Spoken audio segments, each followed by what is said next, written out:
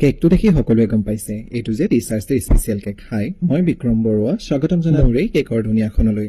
কেকটো কাষ্টমাইজ কৰিছিল, সেয়েহে আমি কাষ্টমাৰে দিয়া ডিজাইন অনুসৰিয়ে কেকটো বাটাৰ স্কচ ফ্লেভাৰত য়েল্লো পাইপিং জেলেৰে ডিজাইন দি বাস্কেট নজলেৰে আমি চাইডৰ বৰ্ডাৰ দিলো। এতিয়া আহিল মেইন পইণ্ট, অৰ্থাৎ ডেকৰেশ্যন। আৰু কেকটোত আছিল ফণ্ডেণ্টৰ ডিজাইন। আমি পৰাপক্ষত ফণ্ডেণ্ট নিদিয়েই ক্ৰীমেদিয়েই ডিজাইন দিবলৈ চেষ্টা কৰিলো। এনেদৰে বাস্কেট নজলেৰে অকণমান ব্ৰাউন কালাৰ ক্ৰীমত মিক্স কৰি ব্লেকবোৰ্ডৰ ডিজাইন দিবলৈ চেষ্টা কৰিলো। আৰু এনেদৰে চাইডে চাইডে যিহেতু কেকটোত লিখা আছিল আৰু আমি এনেদৰে লিখি দিলো। এই ব্লু কালাৰৰ যে দেখিছে সেয়া মই পেঞ্চিল বনালো আৰু ব্লেকবোৰ্ডত হেপী টিচাৰ্ছ ডে বুলি লিখি দিলো। এটা কথা মনত ৰাখিব, যেতিয়া আমি কেকৰ ওপৰত আইচিং জেল বা পাইপিং জেল ইউজ কৰো তেতিয়া তাৰ ওপৰত ডিজাইন দিবলৈ অলপ অসুবিধা, কিয়নো আইচিং জেলৰ ওপৰত কিবা ডিজাইন দিবলৈ হলে ক্ৰীম বস্তুটো আইচিং জেলে সদায় পিছলাই দিয়ে আৰু এনে পিছলাৰ কাৰণে ডিজাইনবোৰ অকণমান বেয়া হৈ যায়।